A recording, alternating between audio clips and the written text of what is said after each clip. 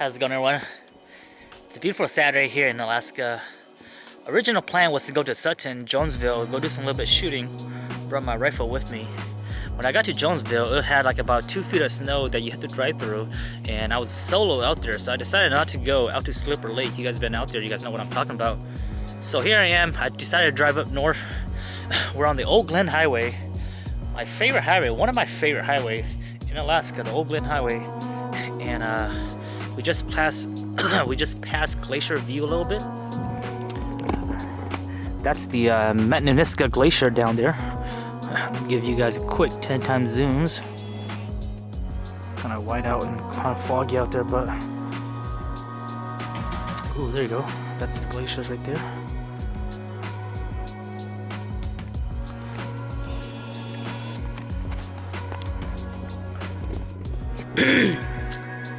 So I think the plan is I'm just gonna keep on going north. I've always wanted to do a trip to the Haarp facility. You guys know Haarp, you guys know it's like that big old facility that has all those crazy wave antenna, lots of conspiracy that they can control the weather.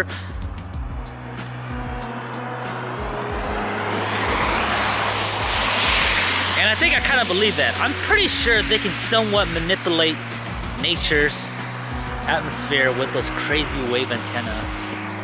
Isn't that a beautiful backdrop right there?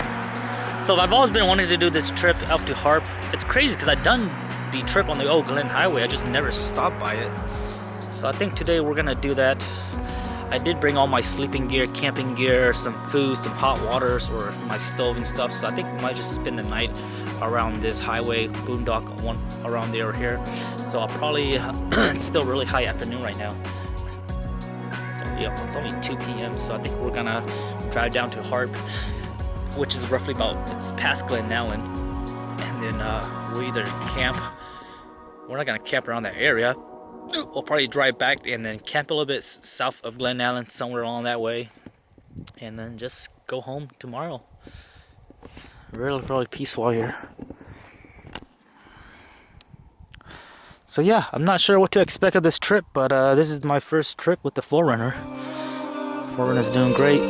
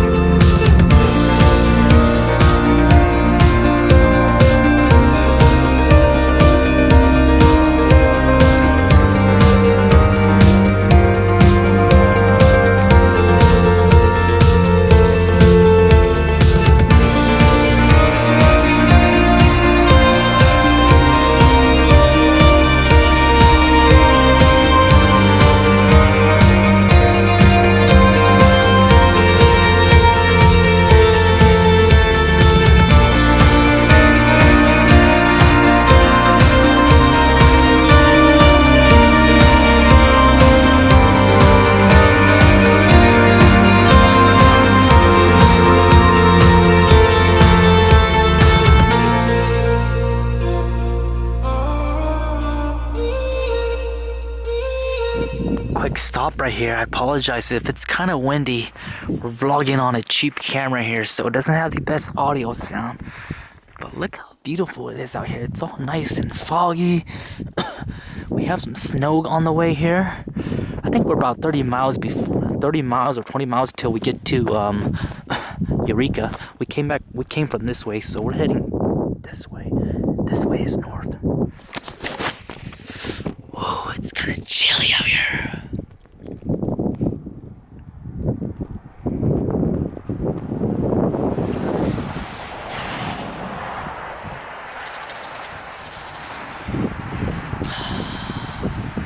Feels good to be on the road, man. I love road trips, man. I was born to be on the road. I was a traveler. I was born to be a traveler on the road. We're gonna keep on going north, guys. It's chilly now. It's getting colder and colder. We're actually going up more higher elevation as we get near Eureka. Eureka is a very popular place for off-roading and also hunting the caribous and the moose. Alright, let's get out of here. It is chilly.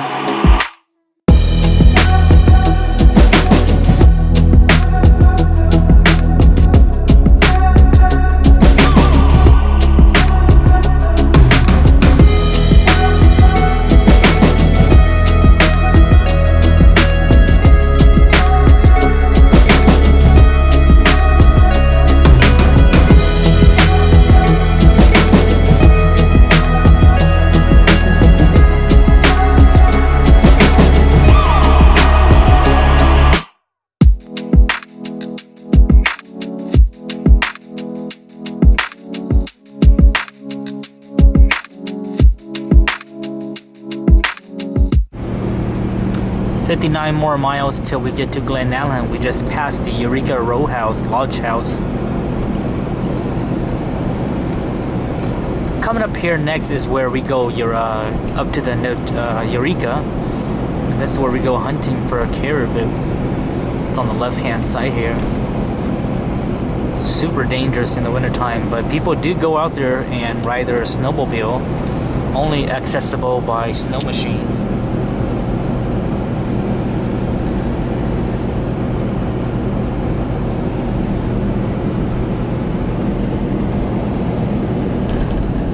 I don't know how the moose and the caribou lives in that environment, but man, they are some tough animals.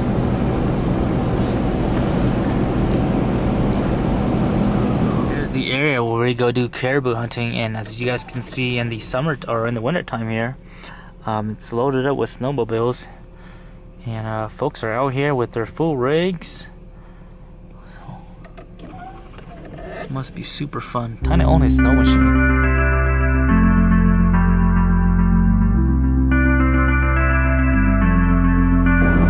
We're about maybe 5 miles away from Glenallen. We're almost in the vicinity.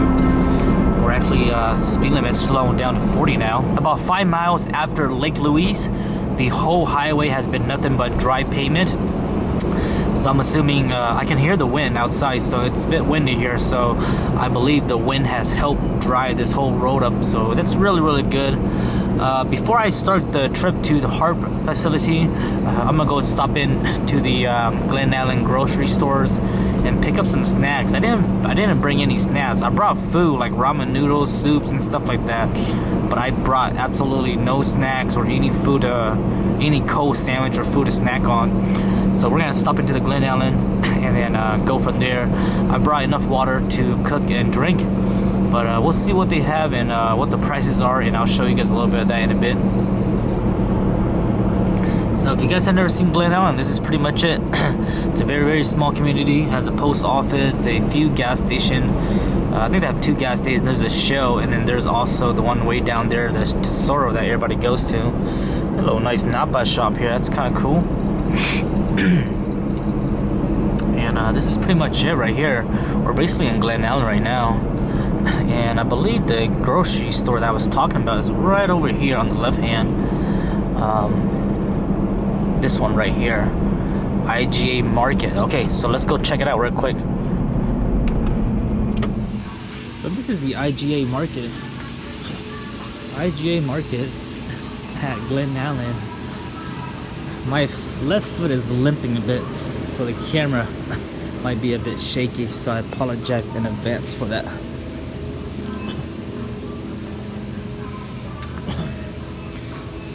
They got plenty of canned food, guys. Look at that.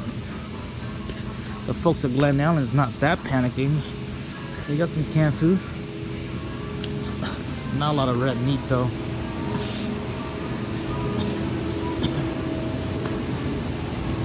They do have chicken thighs. Chicken thighs for $10. It doesn't look pleasing. Not a lot of red meat over here. I'm trying to see if they have any hand sanitizer. Any hand sanitizer here? A lot of cold food here. Oh, jeez. Look at that. This is all empty right here. Something's on my shoes here. What the heck is this? So a lot of the toilet paper and stuff are out of here. I've never been to this store, so this is a good first look for me. Yeah, Kleenex. If you guys don't know, you can use Kleenex as toilet paper. It does the same thing. It's nice and soft too. There's some water. I might grab a gallon of water here just to do some cooking, etc. Not sure if they have tax here. I'm not sure if there's tax here. Here's the price of Doritos. They're so expensive. I want to get some, but geez, I don't want to pay $7. This is like $3, $4, $5 at Anchorage. In Anchorage, $7 here. So I think I'll skip out on it. I don't really need it.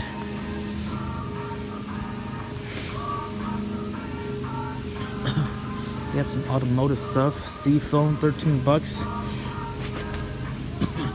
1030 oil, $6. That's fair enough.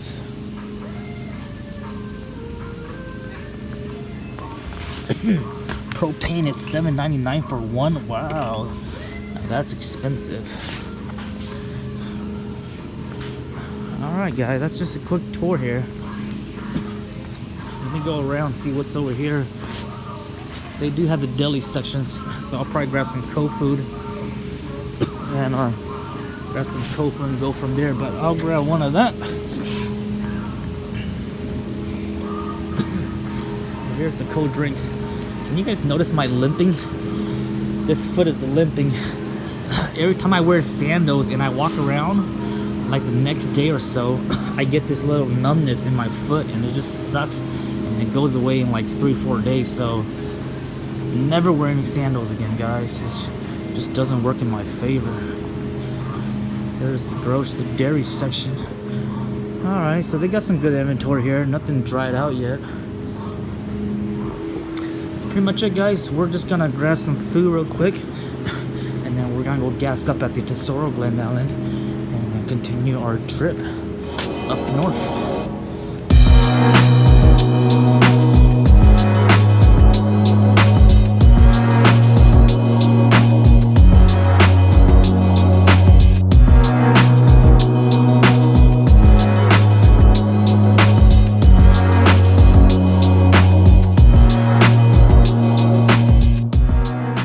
Here we are, finally arrived at the Glenallen gas station, Tesoro. Gas price is $2.90 regular for 1 gallon. There's a Tok Thai-Fu. I'm not sure why it's called Tok because we're not in Tok yet. But there's a place called Tok Thai-Fu right there. It should just be called Glenallen Thai-Fu. They got some pretty good food. She makes great food. I didn't think about that. If I recall that, I would have just bought food from the Tok Thai-Fu. But I got some cold sandwiches and some salad. So we're just going to eat that for now. It's pretty expensive. Smoked turkey. I love eating potato salad. So I haven't ate potato salad in a while. It's $3.28. And I also bought some crab seafood salad. These 3 items plus my 1 gallon of water ran me about under $16 at that shopping place. Kind of regret it because it was pretty expensive. I guess I didn't add up. I was just hungry. Pretty good. I love seafood, so crab is always good. The Haarp facility is not too far from here. I think it's only another 20 miles. So I'm gonna pull up Google Maps in a bit here and check the distance, and then we'll probably go check it out for a few hours, and then we'll probably just start heading back. And then if I get tired, I might just boondock for a few hours and take a nap. And I'll probably be home by tonight. We'll see. We have 25 miles from the Glenallen gas station until we get to Haarp. I'm not really anticipating anything. I just want to really check it out, and hopefully we can get access to it. Take some photos, take some videos, and make up some BS stories about the whole thing, you know what I'm saying? This is Glenallen. Nothing much, cafe. I'm not sure if it's really open. I love this road, man. This is a beautiful road. If you take this road and go straight, you can actually go, it actually becomes, well, this is actually the Richardson Highway now. Excuse me. So this is the Richardson Highway, and this can actually connect you to Fairbanks. Or when we take the cutoff is going to be where we go to the right, and that takes you to Tok and also to the Canadian border. So the Richardson Highway is really, really beautiful. I actually want to drive it, and I wonder what the road condition is. If it's like this, it's really, really good. But that takes you to Delta Junction and then all the way up to Fairbanks.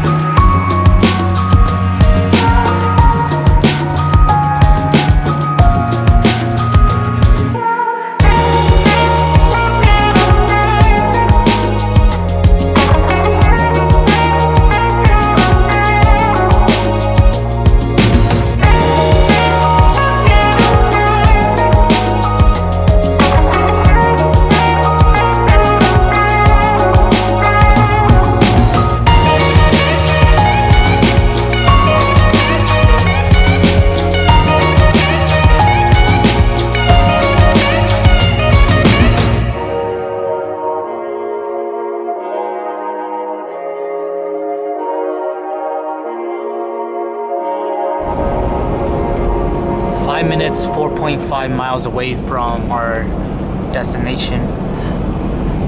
This road has been nothing but just myself out here. I haven't seen a single car going this way, or haven't seen a single car passing me going this way. It's very, very lonely out here, but it's very peaceful. That's what I like about the drive going to Tok. It's not very popular, but it's very, very peaceful. If you just want a nice empty road to just drive to Tok, and it's magnificent out here. And the roads are in great conditions too. No snow, no wetness. The wind has really helped dry that out, so it's really, really good ever since we started from way Glenallen. Excited. Hopefully we can get access to the facility here. Stay tuned. Here we are. We made it to Haarp, but unfortunately it has a gate, which is obviously, I've always thought that you can just drive right through it, but they actually have on their website where I think it's once a week or once a day they'll open it to the public, and then you can actually go and check out the actual all the fun satellites and stuff. So unfortunately it's just poor planning. Again, this is just out of the blue to drive out here, but it's good to see where it's at now. And this is where it's at. You can't really see any of the satellites or the crazy field of poles, but it's probably way stacked behind these buildings here. But they're also in UAF has something to do with it too. I think they gave it to UAF, so a lot of the students do the research and stuff here. And also it still has signs that says it's Air Force installation. So we won't be able to get in this time, but hopefully next time we can get in and get an actual look. So quite disappointing, but again, Poor planning, no worries. It was a really nice drive just to come out here, so I'm really happy with that. We'll make our way back to Glenallen, and we'll see if we want to camp the night or we want to see if we want to just keep on driving home. It's only roughly about 5 p.m. in the afternoon, so still early today. Here we are on mile 1 on the Toke cutoff. That's the way to Toke. That's the way to Glenallen. We're heading back this way home. I figured I'd stop by here and just take in this beautiful, beautiful valley view here. I wish I can get over here. Let's see. Let's hope that the snow here is pretty packed. Looks like somebody's already went up here. Okay. Alright, it's pretty packed. Look at that view. I believe that should be a river down there. Not sure what the river is. Oh, the Gakona River. That's what it is. I saw a sign earlier, so it looks like it's frozen up. And I haven't seen any wildlife up here so far. I saw one moose, but that was way before. That's around Eureka area. But I haven't seen any wildlife. I haven't seen any moose, anything on the streets yet. It's been just pretty quiet, and there hasn't been much vehicles too as well.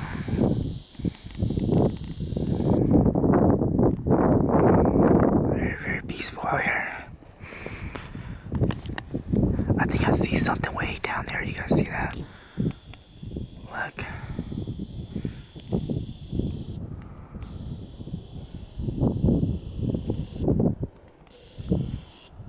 Is that a bird or eagle? Right there, yep. Wow, that's an eagle right there. Bald eagle.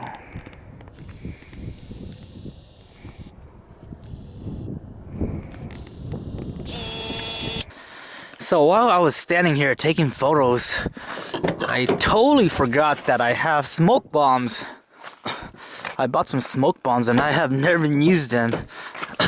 So this is a good time to use the smoke bombs and see what they can do. Where are they at? Right here. These are the EG, the Enola smoke bombs. So we have a few different colors. I think I'm gonna go with red. Red on red. Does that look good? Red forerunner with red smoke. Or I can do red and green, which is contrast, but that might look different. Let's do red on red. So let's go ahead and light this up and see what kind of smoke we get performance out of this. This is my first time using this. I've used their bigger ones, but I haven't done in their bigger ones. And see what happens. We're gonna shoot it with the R3 with the 7200. I think I'm gonna light it up and throw it into the bottom and let the smoke come out from the bottom of the Forerunner. And there's a slight wind here, so hopefully the wind doesn't throw it all away. If you guys know anything about smoke bomb, you definitely don't want to use these when it's windy, because if they're windy, it's gonna blow your smoke away. So here we go. Let me check my settings. Always make sure your camera's ready. So I'm gonna shoot in full burst mode. I'm gonna do medium. I'm gonna do full burst, and then we're probably gonna shoot at 70 mil. 500 with the shutter. ISO, keep the ISO down. So.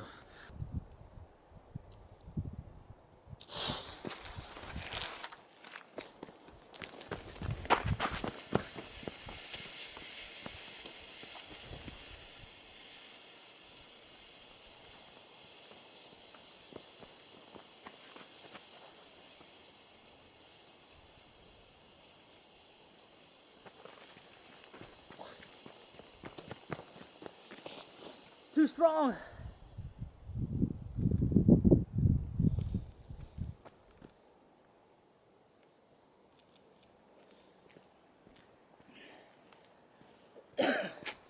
Oh, that was horrible. Those smoke grenades are horrible. It was blowing the wrong way. I didn't want that. I got a few shots, but damn. I got a few shots, but I missed my composition right there, so that tail end almost got cut off. I got one like that.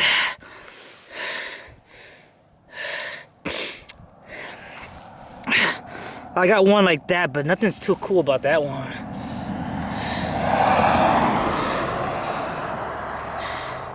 I think I'm gonna do one more and I'm gonna put it in the hood. I'm not sure that's safe though. Let's go ahead and do one more. We're gonna go and do the green one, and I'm gonna pull this and I'm gonna throw right into the fender.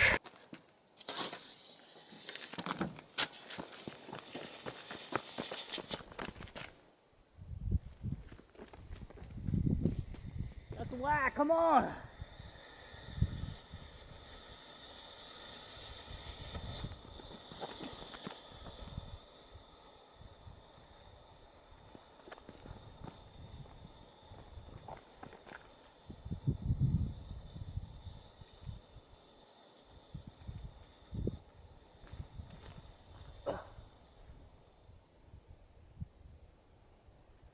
It's not that great. It's too windy here. You guys can see that even the slightest wind will mess up your smoke bomb shoot, so you always want to make sure you shoot it with no wind. It's not really popping out, but I guess when you go ahead and edit it, you can make it much more better. So I still have like 10 more smoke bombs, so maybe when we get down there and if there's a cool background or something, we'll go ahead and light them up again. For the most part, that's just a short fun here.